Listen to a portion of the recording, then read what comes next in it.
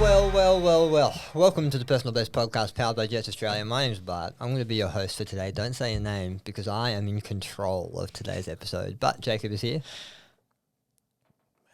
May I speak now? Yeah. Okay. Sorry, I was just fully That's out right. of control. And Here. Present. Present. Okay, Mick, producer Mick.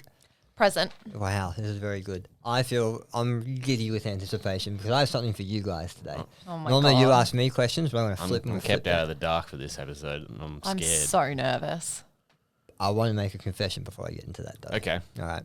I Kind of silence. Yes. Everyone here, don't That's speak right. about this. That's it. If you're listening to this, yeah. So yesterday, I bought some bike shorts.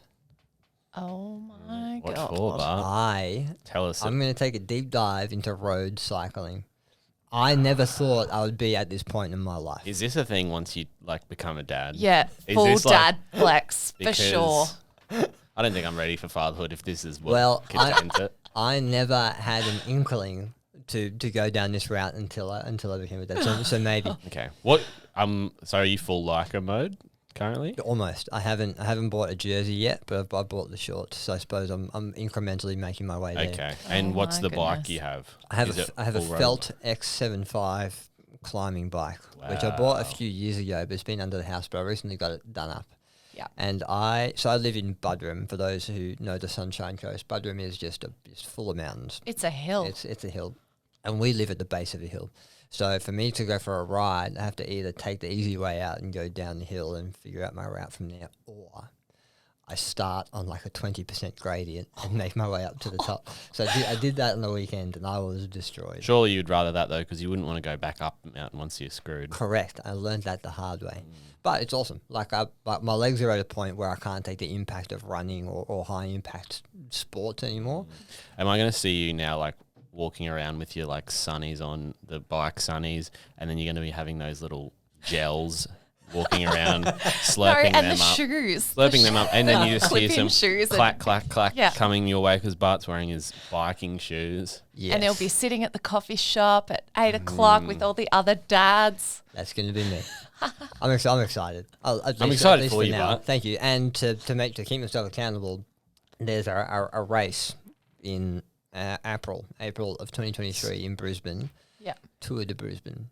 I think I'm going to do it. Nice. All right. It's 110 Ks. Oh my god! Which is an enormous. So I went for a That's ride. huge. I was out for like an hour and a half. And I was like, Yeah. I must be like 50 Ks in. I've been out here for ages. But it was 25 kilometers. So that 110. That's all right. yeah, You'll it's gonna get there. be- You'll But get there. my goal. That's is why you need the top, the Lycra top. You would have gone an extra 10 I k's. would have. I was like a chump. My shirt was waving in the wind. I wasn't aerodynamic at all. So my Amateur. goal is to do that in April. Okay. That's exciting. But- Did you know there is also a Budrum race? Yes, in November. Wait, this is November. Maybe it's December. Missed it. Is it? Yeah, Are you going to do it? No, because do you know what it is? It's the Buderim 9. So there's Yeah. 9 routes up Mount Buderim. Yeah. I can barely do one. I called it a hill, but it's definitely Wait, you a do mountain. all 9 or you choose one? you do all 9. Like there's a Yeah. route. where That'd you be go- cooler if you, You get go- to pick your route and whoever finds the So best one. it's a test of strategy and fitness yeah. all at once. Yeah, no, Swanee, who's in our tech team, I think he does it. He's a weapon on the bike. So with the 9, do you go up and down? Up and down, would or you presume just- so, because I'd what hope goes so. up. Must come down. Yeah. True. Silly question. So that's from it. me. But so the caveat here is I want to try and keep as much muscle as possible because I know I'm going to be on the bike quite a bit now. Yeah. And I know my body's going to deprioritize having mass on me, so I want to see how I go trying to keep the mass on. It's going Okay. to be very interesting. Which is, to be honest, is not what you want for a bike. Like you want to be as light and powerful as possible. Yeah. I'm doing the opposite. I want to be as heavy, as heavy and aesthetic as possible. So the reason why we're here today. Thank you for coming. I appreciate your attendance. So normally you ask me questions. Yeah. Today I'm going to ask you questions. Okay. Alright? So for the viewer or listener at home, you can play along as well and test your fitness IQ. So I recently went down a rabbit hole of BuzzFeed quizzes the other day. Oh god. And one of them, Did you find out that you were Hermione from Harry Potter? Is that Yes. your character? I think I'd be Neville Longbottom if anything, but Yeah. or maybe Harry. No, No, I don't know. that's a bit Too pretentious. far. Anyway, one of them was about fitness, which got me on. And look, to be honest, the the quiz was rubbish. So I thought I could do a better quiz than that. So what I've done is I've taken some questions from that quiz and a few questions from other quizzes and my own questions. I've put them all in here for an ultimate test of fitness. So Oh my God, I'm so nervous. Okay. Bart. Can I make funny answers Quips. instead of my real answer? you can. or- A lot of them are multiple choice. So I Okay. don't know how funny you can get. Okay, but, no. good luck to you. There is I only want to make funny ones because I'm scared I'll get them 15, wrong. 17. There's 18 questions. Okay. The last 1, 2, 3, 4, 5 are guessing calories on certain foods. So that's Oh, that'll be fun. yeah. So I'm telling you, it's gonna be fun. Okay. All right. Okay. without further ado, cue the intro music.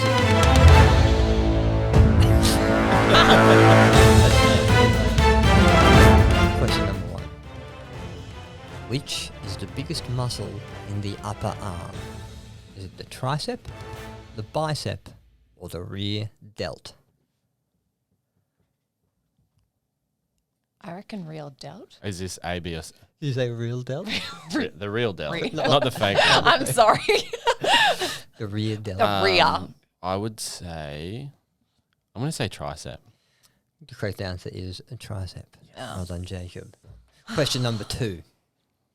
What's the strongest muscle in the body, pound for pound? Not kilo. A, the masseter. B, the soleus. C, the gluteus.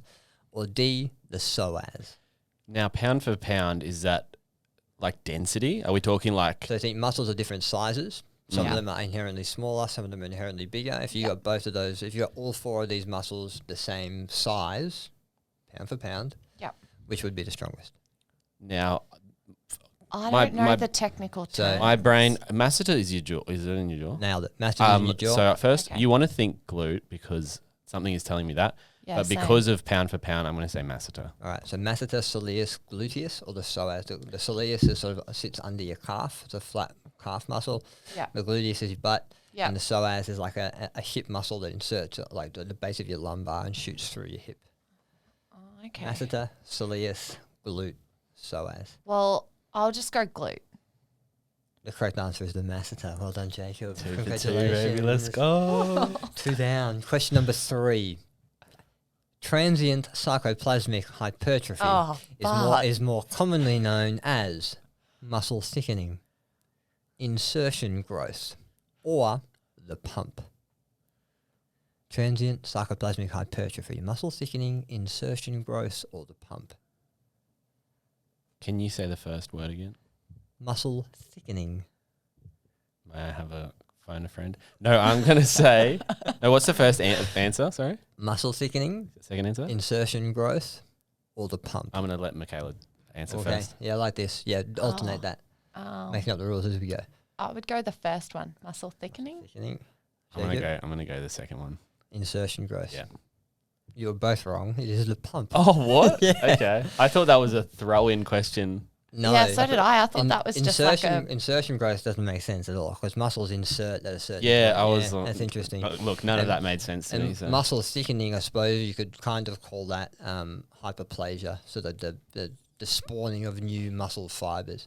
But the pump, so sarcoplasmic hypertrophy is the growth of the fluid and intracellular fluid of your muscle. Now, did you Ah. trick us then by calling? You went very scientific for the words, but then went Yeah. very bro science by calling it the That's pump. it. I thought it Surely- was too much bro surely you could science. have I was like, given- that one's out. You could have given us the scientific term for the pump. Ooh, who do you believe? What do you believe? Who am I? Okay, I'll take the L on that one. Question number 4. When did Arnold Schwarzenegger win his final Mr. Olympia title? Was it 1985, 1980, or 1975? Last title, 1985, 1980, or 1975? I'm gonna say, when did he start doing Terminators? I don't know any of that. I reckon 80. Jacob? Well, I'm gonna go 85. Well done, Michaela. It was 1980. Woo! So the way do you know, like, so the story of Arnold is iconic in the bodybuilding world, but so he, I think, just off the top of my head here, he won from 1970 to 1975, Yep. and then took a break but he came back in 1980 just because he's a boss and won. Is that Just went post Terminator? Definitely not. Okay, when was Terminator? I think it was before Terminator. I think he became a Hollywood star after the fact. Okay. I think. Maybe double check that. Anyway, 1980 is the correct answer. Question number 5. Oh, that's a point for me. Finally on the board, Michaela. 2-1. Michaela to Jacob. According to Australia's National Exercise Guidelines, how many minutes of moderate intensity physical activity should you get each week? Is it A, 90 to 50 minutes, B, 150 to 300 minutes, or C, 200 to 350 minutes? 90 to 150, 150 to 300, or 200 to 350. Moderate intensity. Okay, so there is... I'm just trying to do some maths in my head here because I know the... Can I let Michaela answer first? Yeah, of course. I took the first one. No, I'm doing my maths. I'm adding up here. So I'm thinking 30 minutes a day, 7 days a week. I don't know what that is. I don't do maths. Can we have the A, B, and C again, please? Hang on, I'm just pulling out the calculator. No phones. Oh, No phones to be Can I used. just say, I think you might be overthinking this. Okay, one. no, yeah, Oh, I'm 90 to 150, 150 to 300, or 200 to 350 minutes. Moderate intensity physical activity each week. I'm going to go B. I'm going to go 200 to 350 because 30 minutes a day, which is I'm assuming is the recommended, times 7, 32, 10 equals 200 to 350. Answer is B, Michaela. Well done. 150 to Yes. 300 minutes. I reckon we get them up. Get those numbers up, guys. I think that's poor from the Australian guidelines. I don't think I should Jake, get me wrong for You that. hear that, Australia, Jacob? I Jacob just- expect more from I you each expect week. more. All right. These guidelines also recommend doing muscle strengthening exercises. So this is what I'm telling you. Don't care. Don't care I Resistance, got it wrong. Next. resistance training is coming. Question number 6. How many Australian adults are getting enough exercise? This is based around 2018 stats. 17%, 22%, 38%, or 55%. Now, is that in correlation to the previous question? Yes. If you are reaching that Correct. first. It is. 17%, 22%, 38%, 55%. How many Australian adults are getting enough exercise? I'm going to say 38%. Mick? I would say 22. I wish you were right. 17%. Oh my God. 17. 17%, according to these guidelines. And this is from Oh my goodness. 2018 stats, which is horrific. Yeah, that's pretty bad. And then from this, I wrote this down because I found this even more interesting. More than 16% of Australians in the age range had done no exercise at all last week. This is nuts, right? Wow. We're built to move. Anyway, with this podcast, we'll slowly change those stats. So you both get no points. You're both even, 2 each. I'm just disappointed in the public for not getting me a point then. Number 7, in correlation to the last two questions, is sex considered a form of exercise? Yep. Oh, in correlation. So as a in, form of- according to the government, Yes. see Oh. those bloody You're saying yes. those bloody head honchos up in Canberra. I don't think they're counting that. I would consider it. Go on. Keep going. I'm gonna say if it's I'm watching you dig your own hole. I also think we're about to learn a lot about Jacob depending on this explanation. I'm gonna say no. Michaela. You just said yes. You Yeah, but can't now I'm change your thinking I don't mind. trust those bloody polos, bloody Those politicians, fat cats. those fat cats up there. I'm gonna say no. They're gonna not count this. I would. Oh. No, I don't reckon they count it. It is. Are you serious? Yes. So I've got all these stats off an ABC question. And only 17% are still getting it done. Yeah, I know, right? But Jesus, it's not guys. even. It's not even on like any fitness tracking app. It is classified as What light. you've looked for it? I'm just gonna check this one in. Actually, wait here, Dal. I've just got to book this workout. So it's considered light intensity activity. Okay. So it well, won't- you would think so, but I can't trust what these stats they're giving us. So. And thank you to the ABC website. And thank you, Michaela, for for giving us a bit of information about yourself there. So you're both still 2-2. You're both wrong. Exercise just before bed will help you sleep. True or false? I Now, reckon it's false. now Because I, like all the endorphins are going. You're Mhm. yeah, awake. I You're would up say, and about. I would say false as well. Mm-hmm.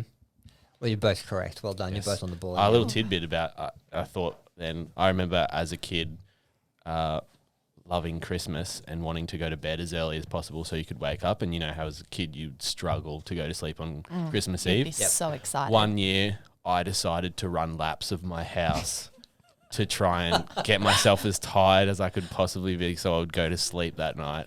And I just remember, because I've got a very long hallway, like probably from the front of my door to the back is a good like 25 meters or something like something. Brilliant. And I just did laps, so many laps, just so I'd tire myself out. Didn't work. No. That's why I said no. I can picture you doing that as well. That's funny. Okay. Did that one. Yeah. So you're right, Mick. So it's when we exercise, particularly intensity, cortisol is released, a stress hormone. And so for us to get sleep, there's sort of an inverse relationship between cortisol and melatonin. Melatonin's our sleep hormone. If cortisol's high, it's hard for us to develop enough melatonin to fall asleep, which is why I train in the morning. Where's the golden point though then? Because I would say like maybe like 4 hours previously, I'm tired as I'm ready to wind down. There's probably like a nice golden There crux there. I think it'd be different, and it's a bit different for everyone. You sort of have to figure that out by yourself. But for most people, it's not an issue. If you finish work and you train at 5 or 5:30 or whatever, and you go to bed at 8 or 8:30 or 9 or 10 or later than that, then you should be all right. But if you're training at 7:30 and you get home and you're like, oh, I've stretched muscles out, but told me that sleep's really important for muscle growth, I must get to sleep, you know, you're probably going to have a bit of trouble there. But yeah, keeps you up. Number 9. According to the popular documentary, Truth About Eating Healthy, which of these drinks is most hydrating? Coffee, water, or milk? Water. Sensing a bit of cheating there. No, I'm just trying Oh yeah, even playing field. to. Coffee, water, milk. Now I feel like you're gonna trick me here. This is a bit of a Devious. devious little plan you've got here. I'm just gonna go rogue milk answer. You would be correct. What? Fascinating, isn't it? How is milk more Because hydrating? it's probably got more sustenance in it. Yeah, you're right. Well, I think that's what they're saying. So the truth about healthy eating is it's a pretty good doco. Check it out if you can. But there has been one study in particular that looked at the hydration effect of certain liquids, and they found that milk had a higher hydrating effect. And the reason being is that it's got protein, it's got fats, but it also has electrolytes. And so really? depending on what water you're drinking, everyone thinks just water is just water, but water can be different depending on what source you're getting it from. And if you have water that's been demineralized, meaning there's very little of these electrolytes or minerals within the water, it goes straight through you.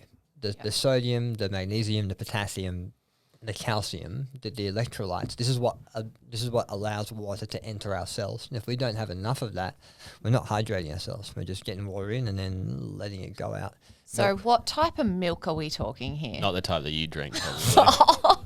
Not soy, unfortunately. Not soy, not almond. I'm pretty sure it was just old-fashioned. Full fat, You got it. normal cow's Unprocessed, milk. or processed a bit, but yeah, fascinating. And which is why you'll often hear a lot of people talk about having chocolate milk after your workout because of what's in it. You got, Chalky milk. yeah, that's it. You got your carbs. There's heaps of sugar in there. You got your protein because it's milk. You got your electrolytes as well. Interesting. I prefer strawberry, but Strawberry. Oh, you're a strawberry guy. I'm a strawberry oh, kind of guy. God. in fact, there's one product which I really like. It's for kids. It's got Bluey on the front. It's like in a small little bottle, sippy bottle, strawberry milk, but it has lactase in it. I'm not intolerant to milk, but it just helps me digest it, and it's a nice little treat every now and then. Okay, question number 10. You are not going to get this one. This is one of my questions. Okay. What are the 2 essential fatty acids? So there's 2 correct answers here. So there's Okay. two points for both of you up for grabs. Yeah. The first one is linoleic acid. This is great. The second one is alpha linoleic acid. The third is arachidonic acid, and the fourth is oleic acid. linoleic, alpha linoleic, arachidonic, or oleic. Oh, So am I what are picking you- one what or are two? these? You got to pick two. What are these for? It's for knowledge. Okay. So, essential fatty acids. These are fatty acids. Essential They're- acid. Yeah, they're sort of fats. Yep. Yep. Broken down into the most digestible form that your body can't synthesize themselves. So we need to get them in our diet. Okay. Can you repeat the answers? The one that's in salmon. This is great content. Yeah. Linoleic acid, alpha Oh, linoleic God. acid, arachidonic acid, and oleic acid. I'm going to go A and D. Linoleic sounds familiar, Mhm. and I am going to go with that. And even though the word has alpha in it, sounds cool. I'm going to skip that one. A and D. Savage alpha. What do you think, Mick? Well, I'll go the other two. Oh, B and C. we both get 1 point. That's something. Oh, damn it. We're talking linoleic acid and alpha linoleic Oh, acid. God, I should have went alpha. So ALA, I think that's the one that's found in salmon, omega-3 fatty acids. And linoleic acid is an omega-6 fatty acid that's essential in the diet. So you can sort of look at fatty acids in different groups. Yeah. We know omega-3s are really good for us because we don't get enough of that in our diet. But there's also an omega-6 fatty acid, which is a linoleic acid that we need in our diet too. What would have omega-6 in it? So omega-6s are quite abundant in our diets at the moment. So a lot of Yeah. vegetable oils are omega-6s. I think some nuts have omega-6s in there as well, or a ratio Yep. of a few. So we don't really need to worry about getting that in our diet because it's pretty abundant in a lot of the foods that we eat. Yeah. It's the alpha linoleic acid that's from fatty fish. It can be in some meats as well, some grass-fed meats, I should say, that we need to get in our diet. Which is why if you're sort of vegetarian or vegan, it can be hard to find alpha linoleic acid in an absorbable form. So you can get it from certain algae, like spirulina, but from what we can tell, it might not be as well synthesized as something from a fish source. for Should I example. lick some beach rocks or to get Oh, sustenance I up? think you should Algae? definitely try. Okay. That was a great question. Question number 11. Which of these supplements is best for boosting power, muscle size, and recovery? Creatine, whey protein, caffeine. I'm going to let Michaela answer. Boosting power, muscle size, and recovery. Creatine, whey protein, caffeine. oh, I've got no idea. We got, I would say whey protein, I guess. I'm going to say creatine. well done, Jacob, for I'll creatine. let you answer first. Really, Huh. really interesting supplement. I'm pretty sure we've talked about it quite a bit before. But it's and we're slowly seeing it sort of transition into the wellness space as well. There are studies out there that have seen creatine ingestion increase cognitive function. Help with a whole lot of other processes in the body because creatine, what it's doing is affecting the creatine phosphate energy system, which all our cells run on. If there's more fuel and more impetus for that system to become more efficient, we're going to be better humans. Now, are all creatines the same? Well, no. Because you've got your monohydrates. Yes. Your hydrolyzed what else? creatine, your buffered creatine. Yeah, look, from most of the studies are all done in creatine monohydrate. Really cheap and super effective. So you don't need to go anywhere beyond that. As a complete rookie to creatine, Yes. what would you find that in? Like, are we talking like it's the powders, it's like the serious business, Yeah. whereas So I us think beginners, I mentioned creatine to one of my friend's mums. I don't know how we got in this conversation. And she goes, "Oh, you're taking creatine. You're taking steroids." that's it. Like, Yeah. people don't know. And like, as a beginner going into the gym, Yes. and you hear all these terms and you've got creatine and this and BCAAs and Yeah. all this sort of stuff, and you're like, that sounds like serious stuff. Like, I'm just going to stick to my fruit and vegetables here. Yeah. Like, how do you get a beginner Mm-hmm. to start thinking normally about that sort of stuff? Well, it's Or it, understanding it, well, really. the first is knowledge, and the first is listening to the Personal Best podcast powered by Jess Australia. Great to have him here. But what we got to understand is creatine it's a natural compound. It's found in red meat predominantly. But what we've found is if we keep our creatine stores topped up, for a consistent amount of time, it helps the work that we do in the gym. And even though it has a pretty aggressive name, creatine, it can be a bit taken aback. What it does to your body is quite quite good. One word of warning though is if you're listening to this, you're like, all right, I'm gonna use creatine to go. It costs $20 at Chemist Warehouse or whatever. I'll grab a thing. Some creatine manufacturers will recommend a loading phase where you have like 20 grams a day for a week, which is just rubbish and will destroy your stomach. True. So just go easy on it. Start small. As far as we can tell, there's no deleterious effects for taking it long term. Yeah, you don't phase in and out. You just keep taking You it. can just keep taking it. But, if my recommendation would be to take it, see if you see a difference. If you don't see a difference, stop it and then take it again. It's best done with a pretty alactic training program. So a training program that uses reps from, 1 to 10, but maybe a little bit lower, 1 to 6. And you'll find that you'll recover a bit faster between sets. You might find that your muscles might be a bit more voluminous or a bit more a bit bigger, because what it does is it draws water into the muscle cells. And there's a bit of a myth out there that if you take creatine, you retain a lot more water. You do, but it's pretty specific to your muscle cells. Yeah, I was going to say, like, if you were doing, say someone was training for a comp or something and trying to really cut down, would you keep taking creatine if you want to, like, are you going to swell up? Yeah, I don't think you'll swell up, but I think what a strategy might be is if you take it through, through your bulk, and then maybe cut it out halfway through your cut, and then maybe think about reintroducing it a bit later. I could be a bit off from here. This isn't my specialty. If you reintroduce it closer to comp day, you might find a swelling effect that could be quite advantageous. But to be honest, you can, if you're a competitor, carbohydrates will do that for you. So we know we cut out carbohydrates and reintroduce them just before the event to make the body look bigger and less flat. Whether creatine helps with that, we're not entirely sure. But one thing we've found out as well is that creatine, we are way off tangent here, but anyway, we found that creatine is better absorbed when you have it with carbohydrates and perhaps with sodium, with salt. So I'm not sure what that mechanism is there, but from what I can tell, that's a fascinating Okay. So when would you have it? Doesn't matter. Like they've done studies on do it take it before training or after training or whatever, and the rule of thumb seems to be there's no real advantageous time to take it. Perhaps there might be a slight advantage to taking it after, but Yeah, if I you just put it in my protein shake. nailed it. Should I put a Yeah. little squeeze of a salt bit in of there? salt in there, I said it might help a bit. But my recommendation would be if you're training for strength, if you want to be able to use that creatine in the gym, I take it before. Okay. But it doesn't really matter. Cool. Anywho, Actually, who's winning currently, Bart? who won? Who got that one? You got that one. got that one. Yeah, lucky you didn't almost dodge myself a point. Michaela 3, Jacob is 4. We're almost there, team.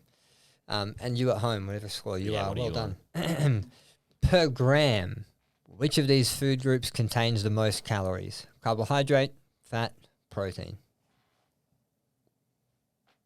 Oh, I like the thinking. I like What? the block. Can you give us a question again? Per gram, so 1 gram of carbohydrate, 1 Yep. gram of fat, 1 gram of protein. Which one contains the most calories? Fats. I'm going to say carbs. Fat, carbs. Well done, Michaela. Yes. Nailed it. 4 calories for carbohydrates, Per 4 gram. calories for protein, and 9 calories for fats. Yeah. So yeah, pretty interesting there. But well done. Scores are even. 4 and 4. I'll write that down. All right. Question number 13, and then we can do a quick fire on this calorie one. Statistically, how much protein do we need each day for maximal fitness results? This is per kilogram of body weight. There's no multiple choice for this one. Statistically, how much protein do we need each day for maximum fitness results? Per grams per kilo. Am I giving my answer, or is there multiple choice? There's no multiple choice. I made this one hard because it's the I'm going to last. say 2.2. Oh. So, how am I going to judge this one? It's a range. So I need you to give I two. thought need that you- was that. I thought 2.2 was like the max, So what I'll do, I might average this off. and then I thought maybe All right, I've got an average. I've got one number. What's how can I go? All right, I'll give you a range. 1 to 6. I have not done this well. No, I've got the average of this range. So you say 2.2? Yes. 2.2 grams per kilo of body weight, Michaela? I would say 1.8. Oh, the average is 2. So you both hit a point. You're both exactly the same off. The range is 1.6 to 2.4 grams per kilo of body weight. Very wide range. I'll give you both a point for that, and then we'll do a quick fire at the end. But very interesting conversation there as well, because like if you're at home thinking what's the most optimal, how much the most optimal amount, see where you're at first, because a lot of people will be surprised about how little they are eating. Because to get 2.2 grams per kilo, if you weigh 100 kilos, that's 200. Good math, 220 grams of protein, which is a lot. Like, it's a lot to get in through whole foods. So take stock, see where you're at, and then see if you're sitting within that range. Final question is a 1, 2, 3, 4, 5-parter. Oh gosh. Okay. I hope we haven't lost the listeners yet. No, they're glued to their seats, I bet. And so you're both even, 5 and 5. So there will be a winner. It won't be a draw. These next questions are how many calories are in the following. I'm going to give a point to the person who gets the closest to my number. Okay. All right? Yeah, okay. Under or over, I don't mind. All right. Okay. A regular chai latte, full cream milk. How many calories?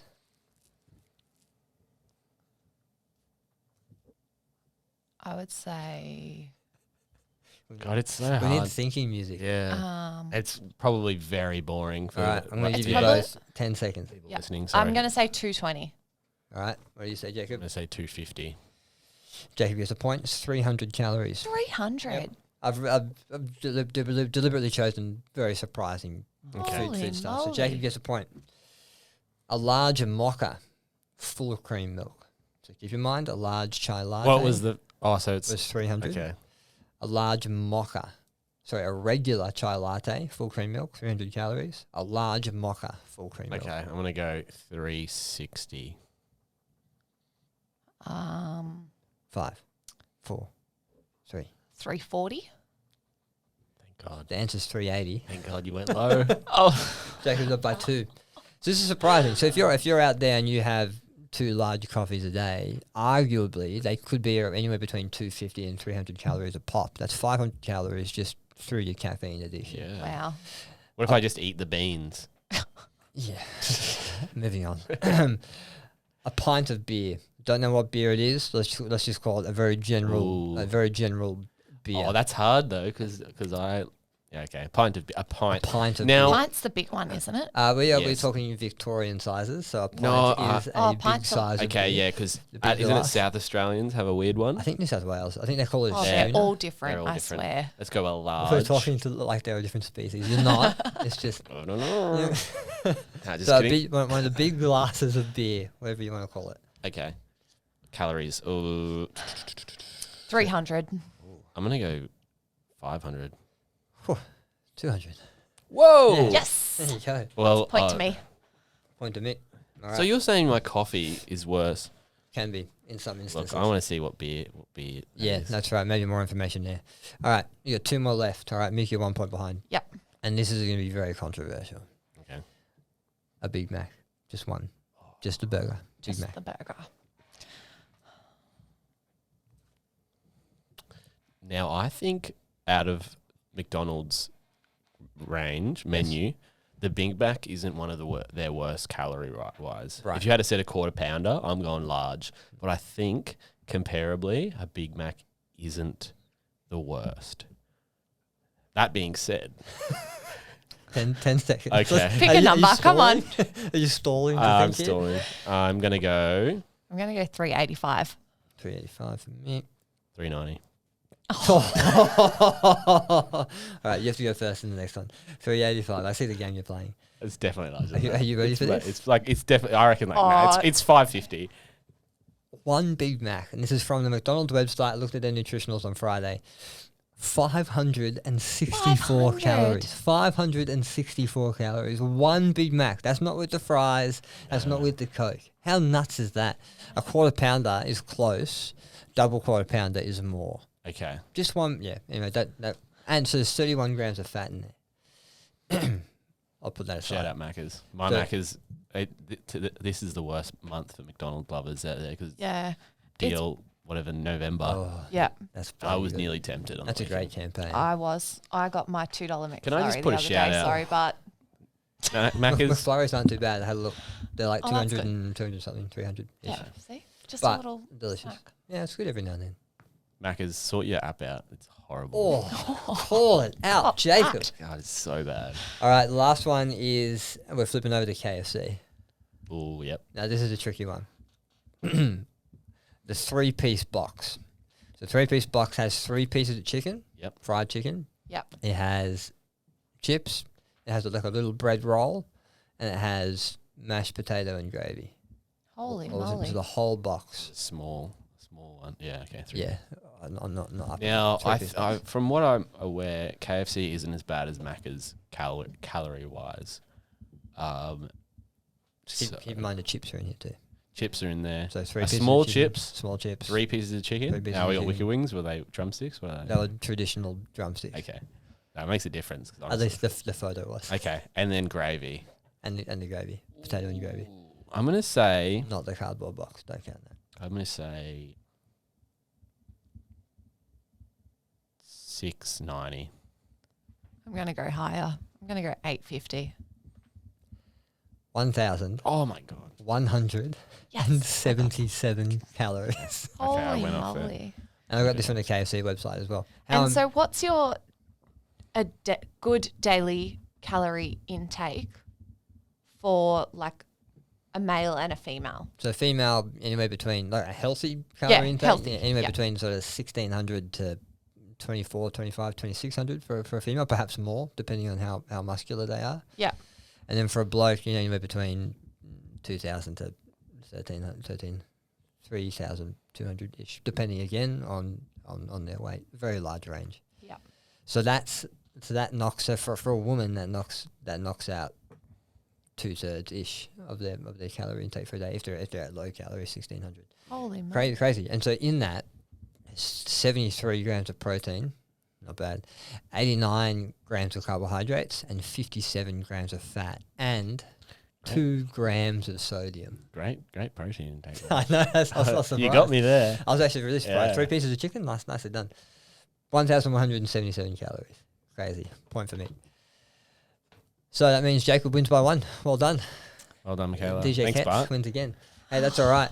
So for all those at home, I hope you've got a good score too. I hope you got a few questions more correct than these two.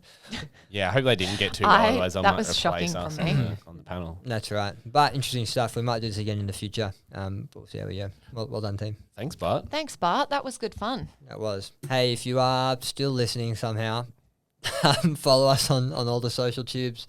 There's a lot more stuff coming your way. Make sure you follow this podcast as well. Make sure you subscribe to it so you know when new episodes come out. And we will see you in the next one. Peace. Thank you.